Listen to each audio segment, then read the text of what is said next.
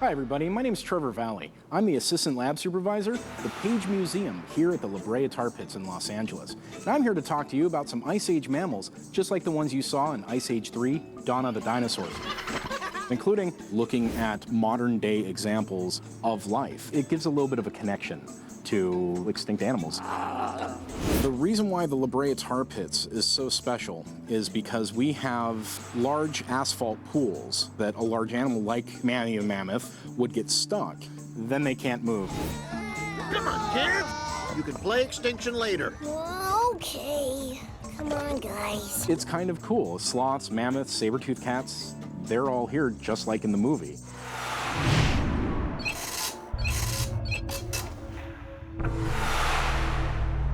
Our second most common fossil we find is a saber-toothed cat. They were top of the food chain. They may not have been the largest predator out there, but they were definitely holding their own. They have these very long canine fangs that are shaped differently than any living cat today. Now, the neat thing about them is how they're built. They're very thin. Baby saber-toothed kittens, they have canines like these. So these cats have these saber teeth their entire life. Normally, they would be eating things like bison, small antelope, things like that. Now, being a carnivore, Diego, given a chance, he'd go after Sid. Just give him time. Manny! Saber-toothed cats, there's no direct relative alive today. But we can look at different cats like African lions and kind of extrapolate how a saber-toothed cat would exist and how it would interact with the life around it. With me today, I have Chadwick and Gingerbread, and they are African lions. The easiest way to tell them apart is the male has the mane and the female does not. Well, if Diego had a mane like Chadwick, it would definitely hinder him in his hunting ability because it's not easy to hide. So the females can go out and be low to the ground and be very camouflaged, just like Diego. These animals, just like Diego, are top carnivores, top predators. You'll notice as they hunt, they'll stalk and they'll try to get as close as possible to that prey as they can, and then they ambush. These lions can hunt anything as small as a warthog, and even some lions have been known to hunt younger elephants. We have a pool out for them if they ever felt so inclined to go in it, but like Diego in Ice Age, lions don't like the water.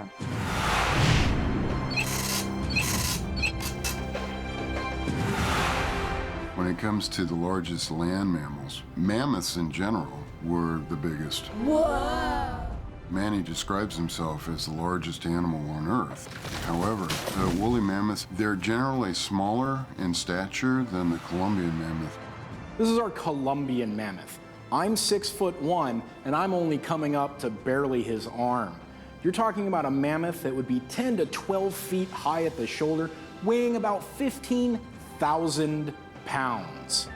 This is a single tooth of a Columbian mammoth. This is the lower, there you go. This is the lower wisdom tooth. This is the lower third molar of a Columbian mammoth. And the neat thing is they were grass chewers, they were grazers. Now, when also you're talking about mammoths, you have to talk about their tusks. This guy had some really big tusks. Now, if you notice, they're curving in the front. They're not necessarily used to beat up other mammoths or to get into any fights. Now, Manny, he being a woolly mammoth, probably used his tusks to scrape away ice to look for food. This guy here, our Columbian mammoth, this would be mammoth bling. The bigger the tusks, the more girls he got. Now, a lot of people think that mammoths led to elephants. Not entirely true. They're more like second cousins. Today, the largest living land mammal are the elephants. Asian elephants will weigh anywhere between 8 to 11,000 pounds. The mammoth and Asian elephant are actually quite similar to one another. Obviously, their size. We have an Asian tooth here. It actually came from our elephant, Mac. And you see elephants have 4 teeth in their mouth. 2 on top, 2 on the bottom, and it has a groove on the inside here, and it actually grates down all the plant material that they need to process. Their trunk has around 40,000 muscles, and it can pick up things as small as blades of grass, and their trunks are extremely strong. They can pick up these logs and the boomer balls. Manny and Ellie, living in the Ice Age, they needed the thick fur and wool to keep them warm. Asian elephants and Africans tend to be hairy all over their body as well. It acts as a bug repellent. It also keeps them cool, and it also protects their skin from being burned by the sun. So you could definitely see how it acts as a protectant, as it probably did with the mammoths during the Ice Age.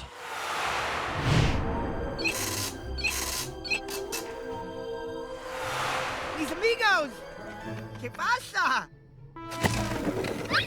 Here at Rancho La Brea, we have 3 different kinds of sloths, and all of them are rather larger than Sid, which is pretty interesting. The closest one we can think of is the Shasta ground sloth. The second one would be the Jefferson's ground sloth, and then we have Harlan's ground sloth. Thing's a truck.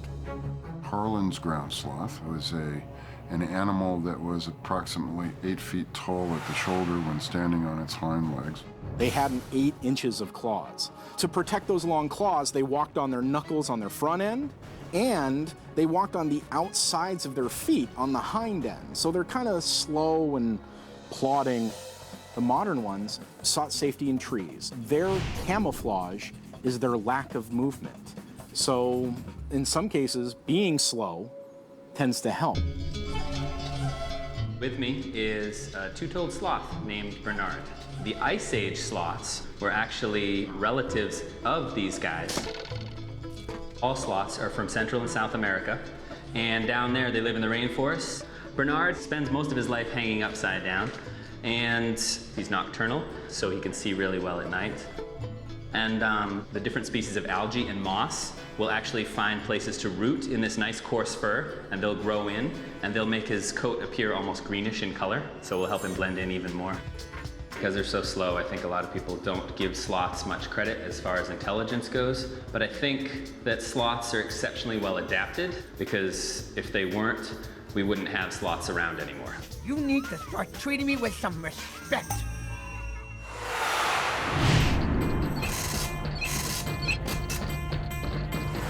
You want a piece of us? Let's go. Hup, hup, banzai! The smaller animals in Ice Age 3 reflect the opossum, which is a house cat-sized animal.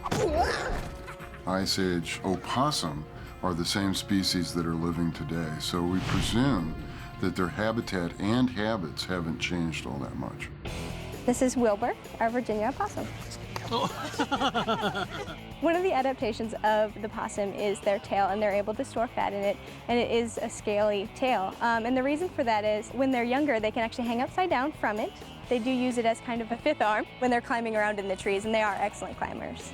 A lot of people assume that they're rodents just because of the long tail, but they're actually not related to them at all. There's very slight differences between the male and the female, one of them being those long canines that stick out. And the canines are actually for 2 reasons. They help him when he's kind of digging in the ground looking for those insects, but they're also to kind of show off to the ladies, because the longer he lives, the more his teeth stick out. So it's like, hey, look at me. That's so cool. One thing about the possum is when they do feel threatened, one of their defenses is to play dead. It's to the point where they'll kind of fall asleep almost because their heart rate is so slowed. They can be semi-asleep for up to about 5 minutes, dependent upon what the animal is or the thing that has scared them is.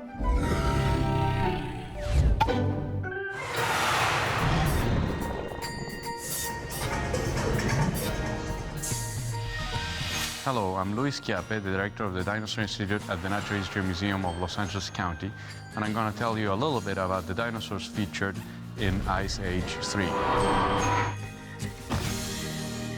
People should know that the time in which dinosaurs ruled the Earth was so long that many different species became extinct over millions and millions of years.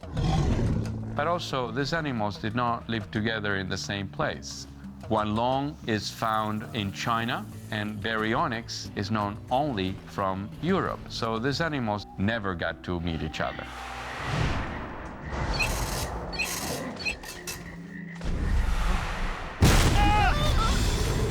Ankylosaurs were tank-like animals. They were fully armored. They had, scutes of bone, like the one I have here, that covered their bodies. They were slow-moving animals, very heavy animals. So if you're gonna pick an animal that lives today for comparison, something like a turtle. Tortoises have been around for quite a long time. They have lived since the time of the dinosaurs. And today I have with me an African sulcata tortoise, sometimes called spur-thighed tortoises. The ankylosaurs were similar in appearance to tortoises, even though they may not be directly related to each other. Both the tortoises and the ankylosaurs are herbivores, so they fed on fruits and grasses and leaves. And just like the ankylosaurus used its shell as a means of defending itself, the tortoise does the same as well. And in addition to the heavily armored shell, you can see the scales on the front of her legs are very thick and armor-like as well, because when she puts her head in, these legs will come over and cover the front of her face and offer her quite a bit of protection from any predators that might try to go after her. And I think the reason why we have tortoises around today is because obviously it was a body form that was successful and worked pretty well.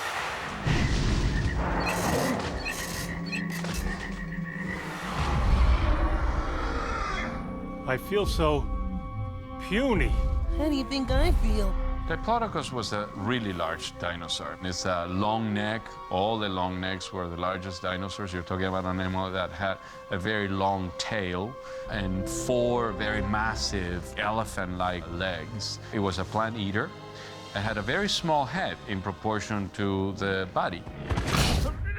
This colossal dinosaur was 70, 80 or so feet long. Their, number one protection was just size. So you really need to imagine some kind of a hybrid between a giraffe and an elephant. We're talking about an animal that weighed 4 times the weight of an elephant. And of the giraffe, the very long neck. We are looking at Dövrü. He is one of our Baringo giraffes. Similar to the dinosaur Diplodocus, the giraffe vertebrae are extremely large. They have that 6-foot neck that helps them in reaching the tall tree leaves. They have actually just 7 vertebrae in their neck, just like a human being, and other special adaptations such as their tongue, which is about 1.5 feet for reaching those tall leaves on the tree, just like a dinosaur would have.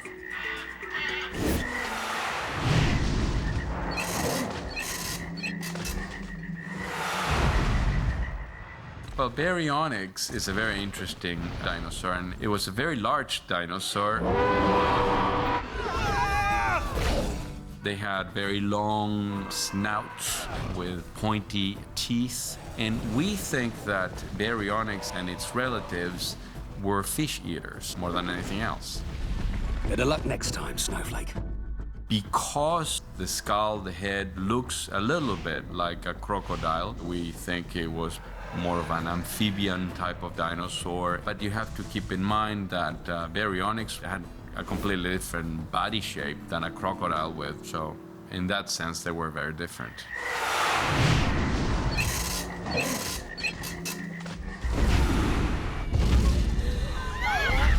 T-Rex is sort of like the model dinosaur. You're probably talking about an animal that was 10, 12 feet of height and maybe about 35 to 40 feet long and 8 or 7 thousand pounds. The studies, they thought that maybe T-Rex was fairly fast. But in reality, they were not very fast, maybe 10 to 15 miles an hour.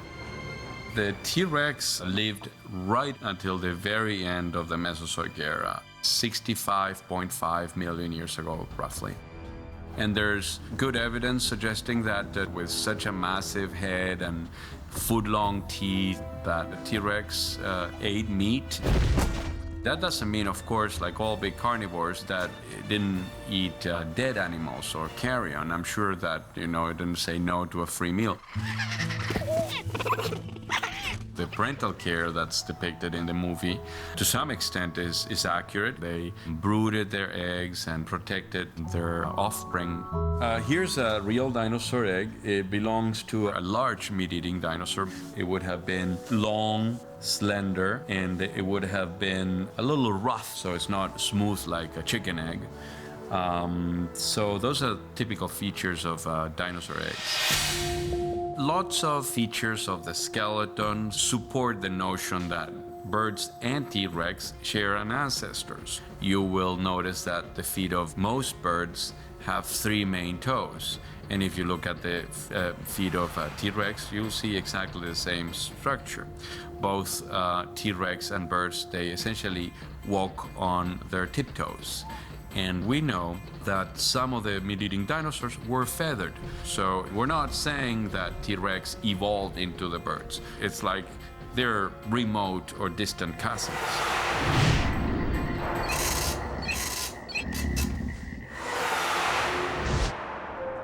Wanlong was an early relative of T-Rex, much smaller than T-Rex, 6 feet long, 8 feet long, in that range. A fairly medium-sized to small meat-eating dinosaur, and crested. It had a crest on its head. It's very likely that Wanlong had feathers, although the feathers of Wanlong have not been found yet. Because Wanlong was crested, you can compare it to animals, to birds that have crests, like hornbill would be one. This is Fabian. He's a ground hornbill, a southern ground hornbill, and he's one of the predatory birds that we have here at the zoo. The feature at the top of his head is called a casque. It is something very similar to dinosaurs. We think it might be something that helps make their beaks stronger so that they can get their prey. They have 3 toes in front and 1 toe in back, like a lot of carnivorous dinosaurs. And these guys are specially adapted to be on the ground. If you think about having to run after your prey, his hips, his legs, even his body, really built for speed and strength, like you might think of a dinosaur hunting. In the wild, they would be hunting all manner of small mammals and rodents. Here at the zoo, they get small mice. Like dinosaurs, it can eat whole prey. It won't tear up his food, so that means that he's got to digest the bones and the skull. So for me, it's a very easy comparison to make from these birds to dinosaurs. Everything from the scaly legs and feet to their adaptations for hunting makes them very easy to see that they might have been relatives of dinosaurs.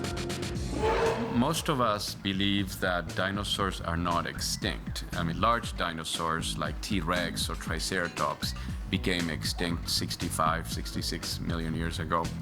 But their descendants, the birds, are alive, and they're very abundant and diverse, as we know. So we still think that we live in a world that's still dominated by dinosaurs to some extent.